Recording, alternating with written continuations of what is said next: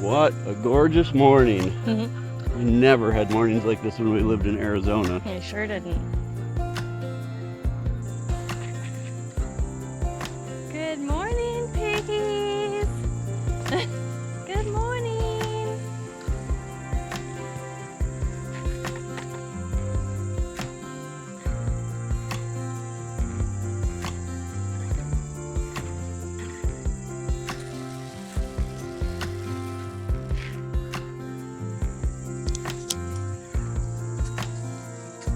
Morning, chickens.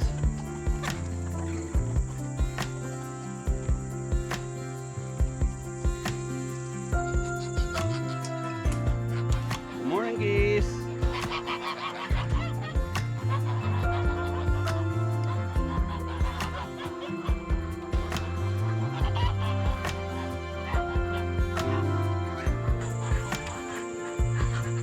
Good morning, ducks.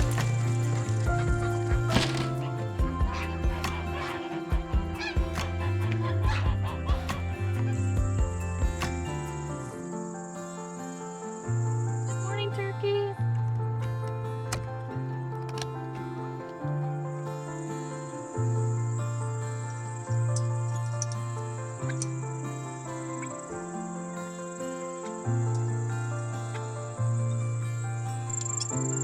Good morning, meat chickens.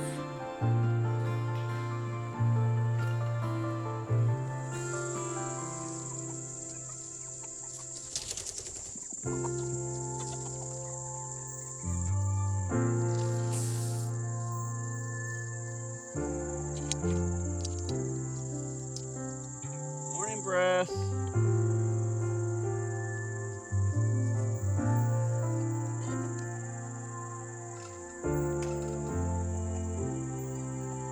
Come on, babe. Come on.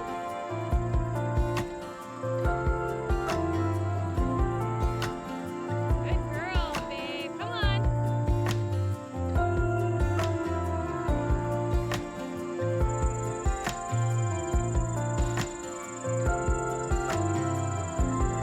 Good girl. Come on.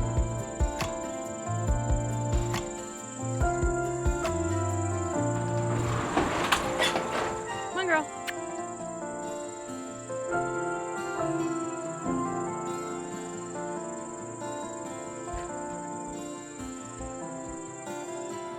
Well, what a gorgeous morning here on the homestead. This time of year, as we're getting out of August into September, uh, the mornings and evenings are just absolutely gorgeous. Hey, everybody, welcome back to Living Traditions Homestead, where for the last 8 years, we've been building our dream life here in the Missouri Ozarks since we left corporate America and the big city of Phoenix, Arizona. Now, we started this homesteading journey in the Phoenix, Arizona area a long time ago. We've been in Missouri for 8 years, but we started homesteading about 13 years ago in the Phoenix, Arizona area. Within homesteading, you're going to want to garden, and gardening in the Phoenix area was brutal.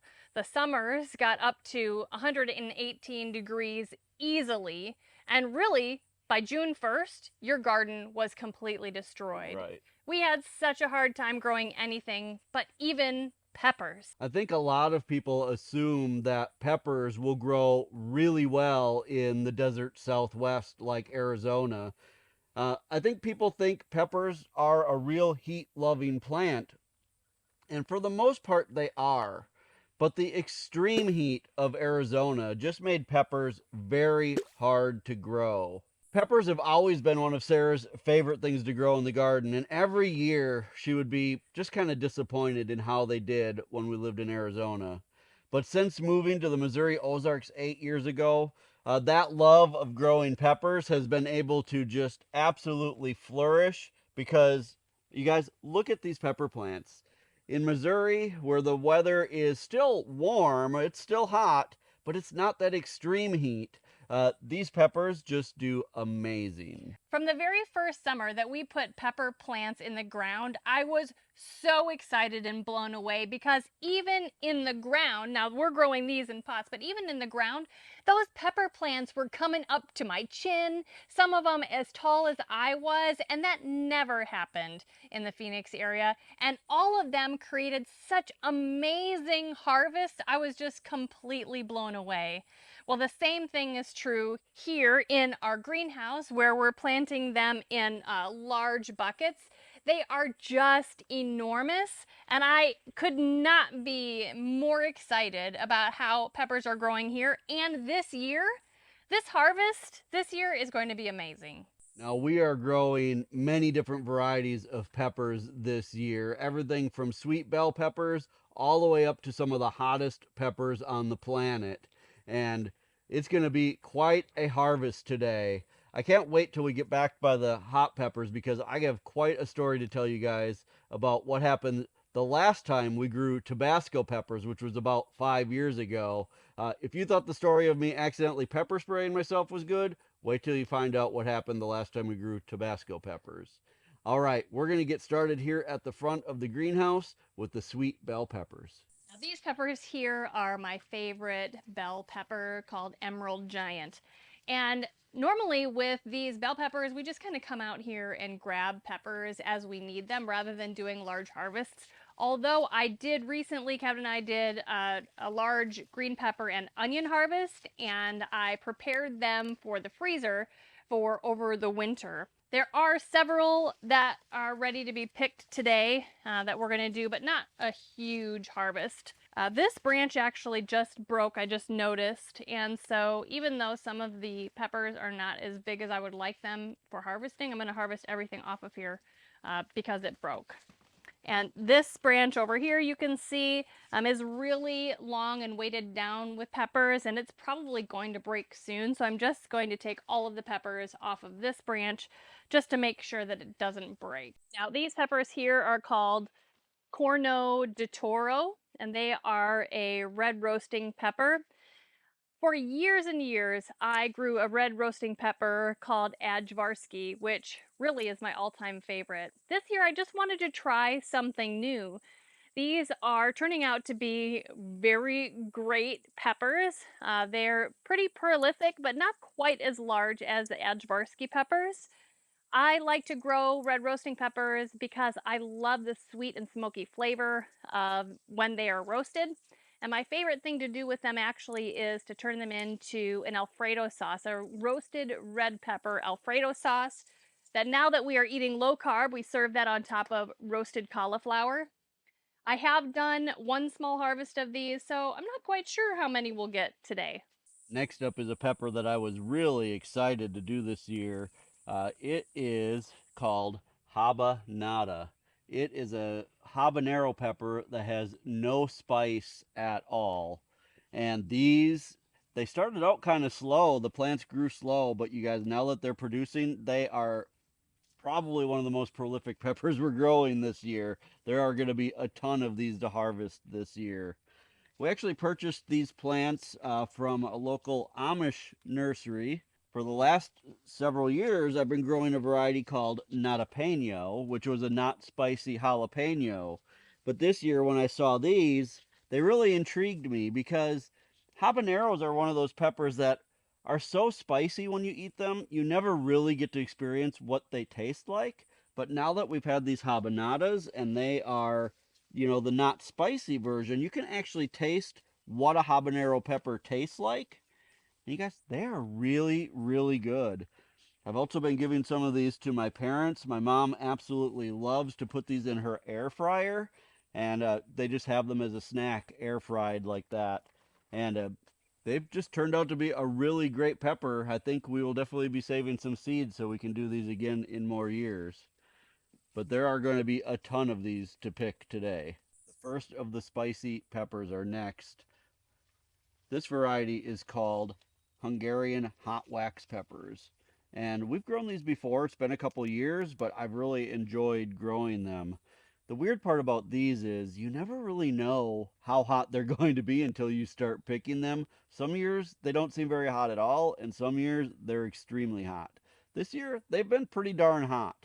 I really like growing these because, first of all, they're super prolific. They're a good sized pepper, but also I really like the taste of these for making kind of fresh hot sauces. A lot of times I'll just come out and grab a few of these, throw them in a blender with some garlic and vinegar, and just grind up and make like a fresh homemade hot sauce that I can use on things throughout the week. And really, with the vinegar in it, it lasts several weeks at least in the refrigerator.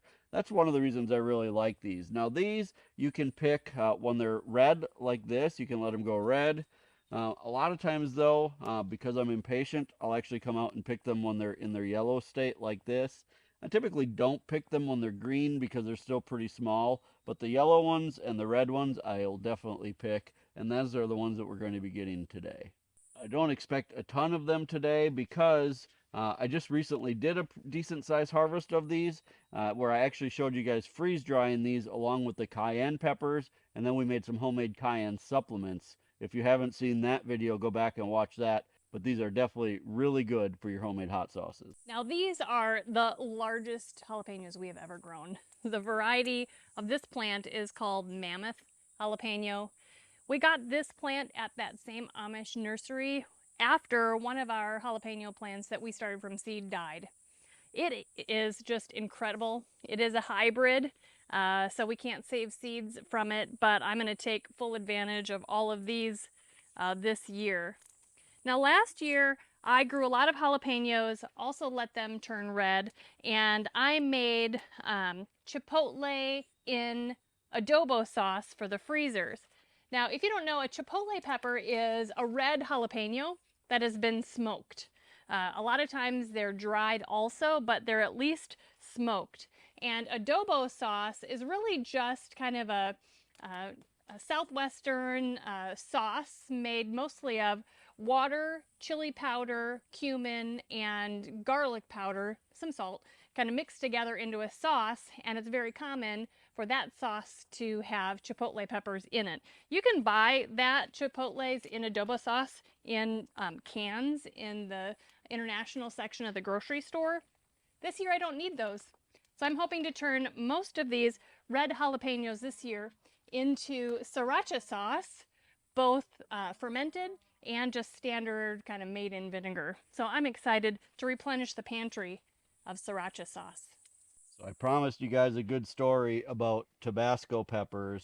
Now, it's been about 5 years since we've grown Tabasco peppers, and that's really because when Tabasco peppers do well, they do really well. Look at these Tabasco peppers, you guys. Look how many of these there are here today.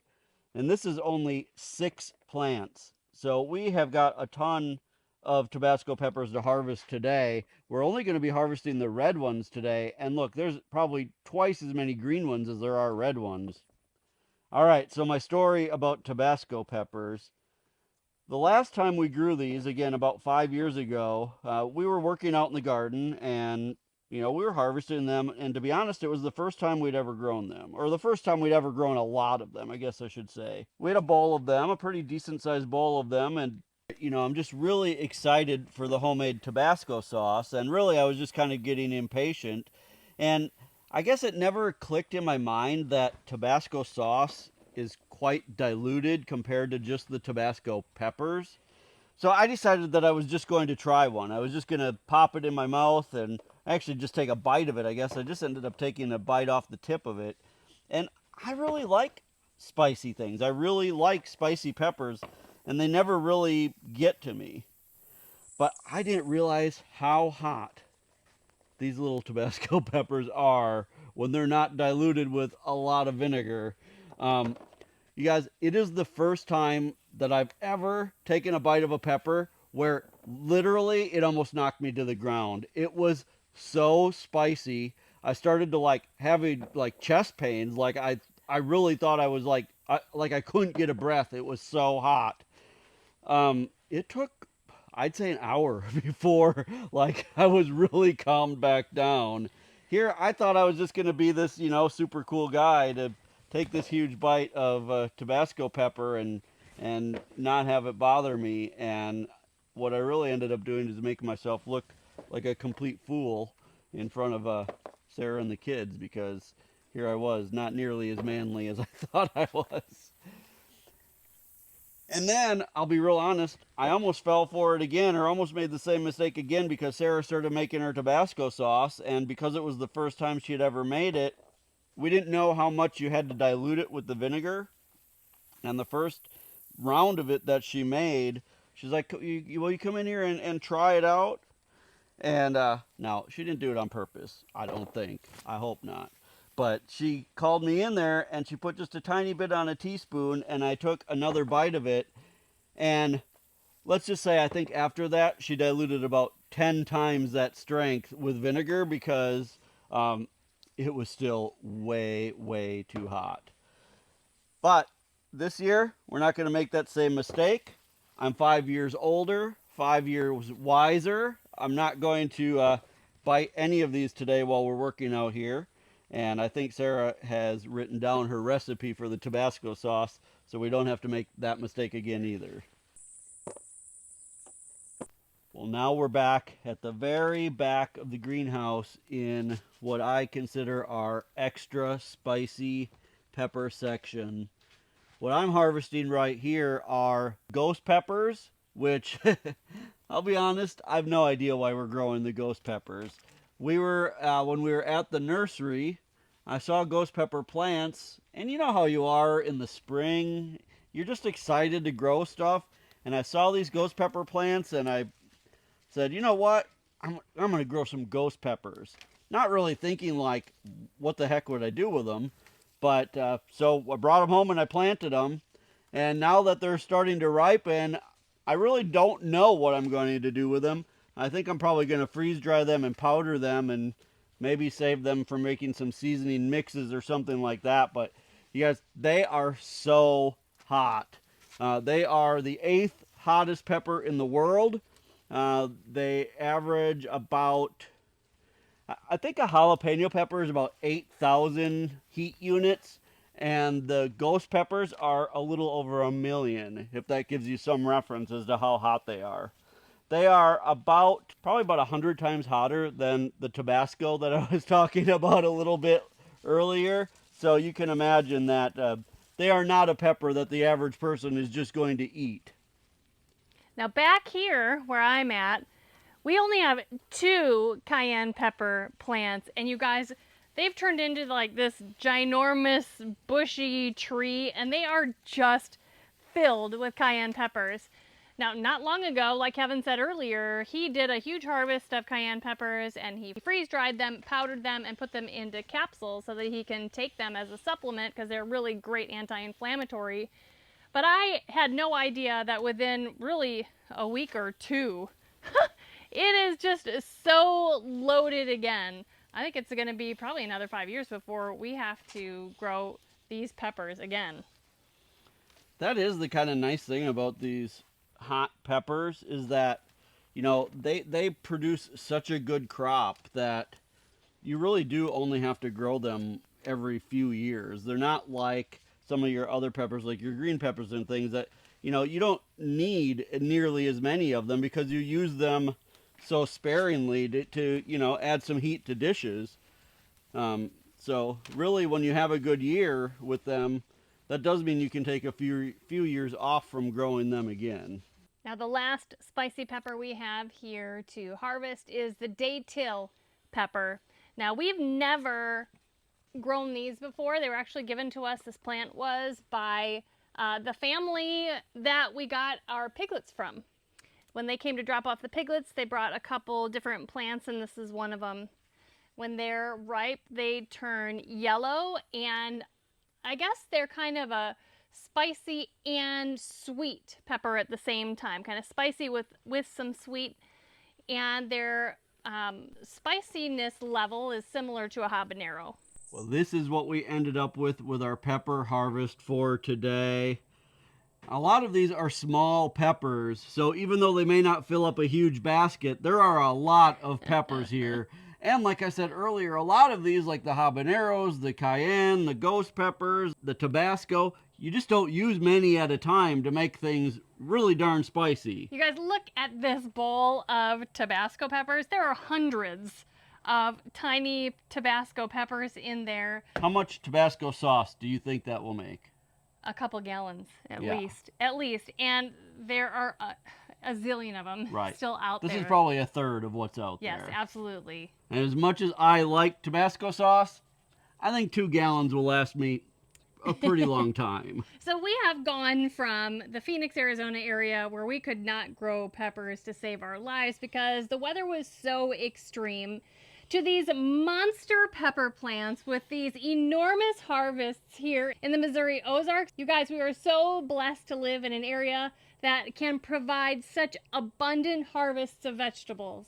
Well, we sure are glad that you guys spent some time with us today, picking peppers, kind of reminiscing about things that happened in the past, and maybe even finding out a new story to make fun of me about if you ever meet me in person. So, you guys, I hope you enjoyed this. We enjoyed having you along as we worked in the greenhouse today. If you're enjoying videos like this, please go ahead and hit that subscribe button before you leave. If you're already subscribed to our channel, we ask that you just double check and make sure that you're still subscribed. There's been some messages out there saying that people are being unsubscribed, so just double check and make sure you're still subscribed.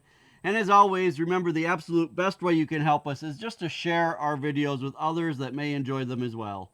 Until next time, thank you so much for stopping by the homestead. Take care, and God bless. God bless.